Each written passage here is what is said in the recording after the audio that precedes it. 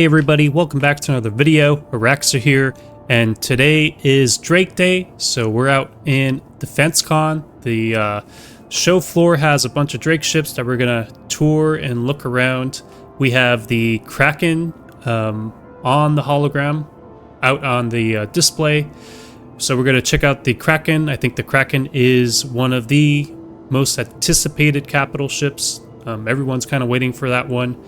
And if you guys didn't know, Drake has its own expo because they've apparently, I think the lore is they've been expelled by Invictus, and the UE doesn't like them. So I think that's pretty funny. So Drake was like, screw you guys, we're gonna make our own expo hall. So that's why we have Defensecon. This looks new. You could rent all the ships from every manufacturer, it looks like. So yeah, you can just go to each manufacturer and rent them for 2 days, it looks like. So that's neat. I wish they had this kiosk out in the Invictus Hall. So that's something new. And then we have the merchandise, I guess, the clothing. Too bad I can't buy anything. I was hoping I could buy a shirt and hat, but looks like it's bugged there. Bunch of brochures, and then we have the expo hall. Cutlass black on our left. We got the steel. The black is a very versatile ship. I think it is one of the most popular above the starter ships. I think it's a great ship, right above the Nomad and the Sulian. This would be the next ship to upgrade to. And then we have the Steel, which is a drop ship.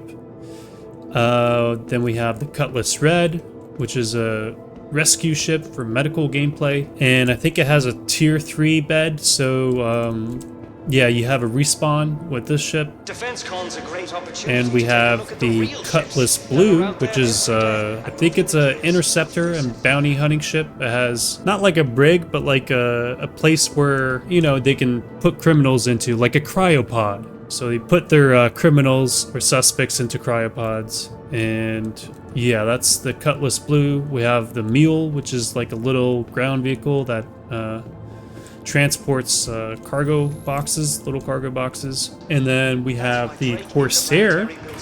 So I think out of all the Drake ships, for me, the Corsair is the favorite. I think the amount of guns on this ship is crazy for the pilot to control. Like, it has a lot of guns.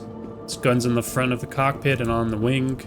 Then you have 2 turrets, and this is an exploration ship. So the and I really like the placard we have for Drake Day. Like, it's got its own UI, so that's really nice. So it says, the Drake Corsair, its focus is exploration. Heed the call of uncharted space and harness the spirit of exploration with the Drake Corsair. Utilizing a unique asymmetrical hull design, this versatile explorer can go wherever the winds of adventure may steer you.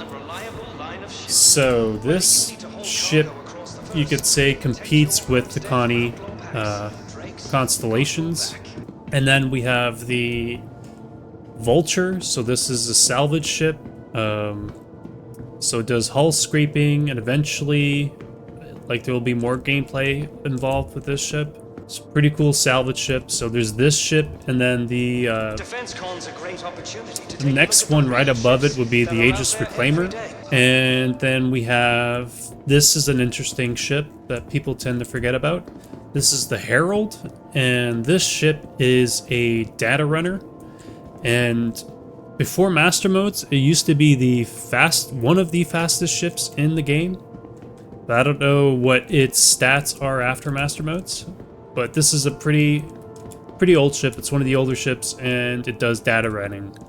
And it used to be really fast. And now we have the Buccaneer. So this is a medium fighter, I think? Or no, it's an interdiction fighter.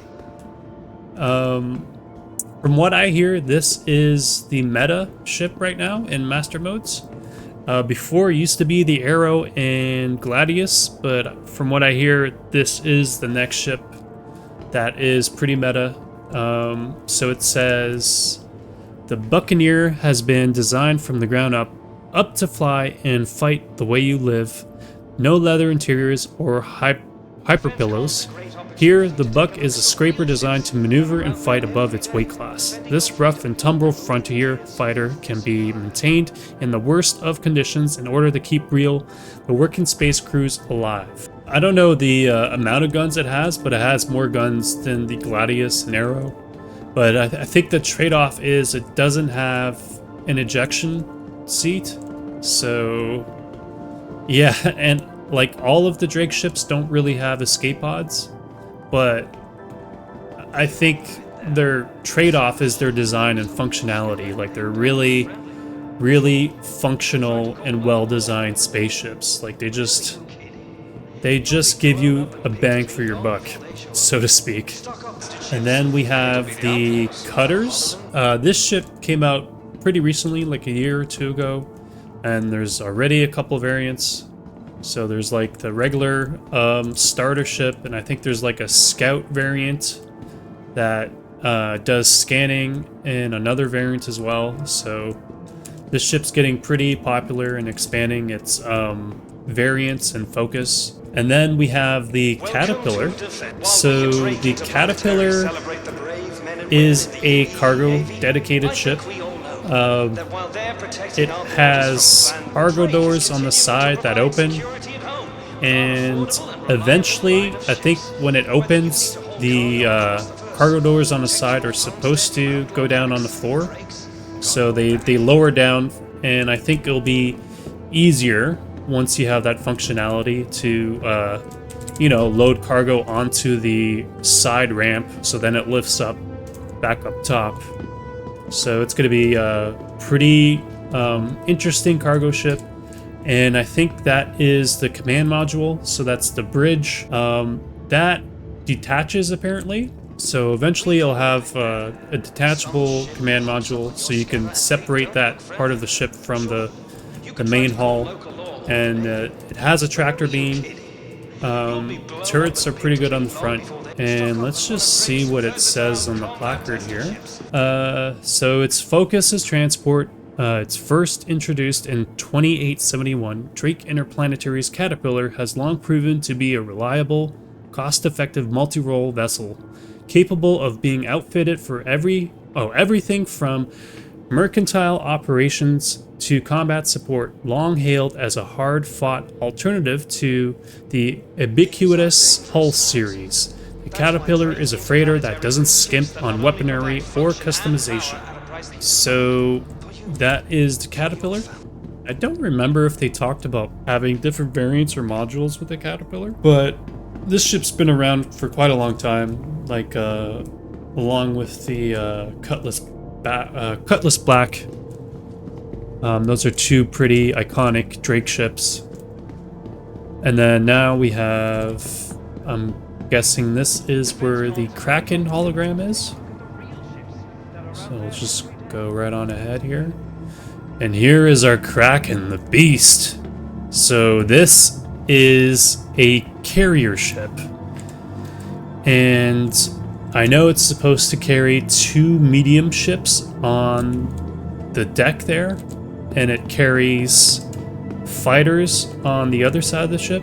So 1, 2, 3, 4 fighters it looks like. And it has an interior hangar as well. And it also has a lot of space for cargo inside, so it can be a cargo ship, and it's basically just a multi-purpose ship. Like you can do so much with it. It's not intended to only carry combat ships. Like you can go out with this and, you know, do your salvaging and mining and store it inside the cargo. So it's a very versatile org ship, in my opinion. And I think it is one of the most versatile capital ships in the game. And I know this is probably going to come after the Drake Ironclad that's released today as well, because they want to do the Ironclad. From John Crew said that they wanted to do the Ironclad because it's just a size down and it's easier to do the interior. So it's going to be a while until we see the Kraken. We're going to probably see the Ironclad before we see the Kraken. So over here in the placard, it says, the Kraken has been released and that means one thing: there is no putting it back. This attack carrier has changed the way militias operate forever, and when it comes to the personal defense, there's one thing you never want to be: falling behind. A protector and beacon of freedom in an often cruel universe, Drake Interplanetary has made this capital class ship available to all those tasked with safekeeping those unable to protect themselves. The Kraken is both a sanctuary and self-contained war machine, ready to take on the most daunting adversaries. So they're really marketing it. Drake is really saying it's a war machine. So, like, I know people debate, like, with the Kraken and versus the Idris. You know, they're two different ships. Like, the Idris is the Idris really is the war machine. This is the multi-purpose machine, in my opinion. So, and there's another variant of this too. There's the Kraken Privateer, which is like you could say a competitor of the Banu Merchantman. So it'll have shops inside. And I'm just, this is one of the most exciting capital ships for me. Like, I really am excited to see it in game, and I think it's gonna be the epitome of an org ship. So yeah, guys, like, that's the Kraken. It's just a beast. Like, I have one in buyback, but I don't know if I'll ever be able to crew one. We'll have to see. Guys, I really like how they have screens here on the show floor. It's too bad there's no audio. Like, the expo is still pretty buggy. You know, there's no sound or audio. But I like these big screens. I think it just makes it feel like a real expo, you know? It's really cool. It shows off all the trailers for all the ships. And guys, that's pretty much it, you know? Short and sweet. You know, they're Drake ships. You guys should come down on the show floor, check it out. Like, I know they added kiosks, so you can rent ships pretty easily for free. And yeah, guys, that was Defensecon. We have come to an end with Fleet Week, at least on the show floor, I think. Most likely, I'm going to do a video when Xenothreat event comes out, the assault for it. So I don't know if I'm gonna do like a playthrough maybe or a guide. We'll see. Like, I'm expecting that they iterated on it and improved on the event, and I hope it runs really well. I hope, you know, I hope they run it with no more free flies, because I know free flies really fry up the server. But yeah, guys, so I'll probably do a Xenothreat event video for the last final assault, and we're going to be looking forward to Alien Week. And yeah, guys, that's pretty much everything that's upcoming that I intend on doing. And thank you so much for watching. Thanks for hanging out, guys, and I will see you guys in the next one. Peace.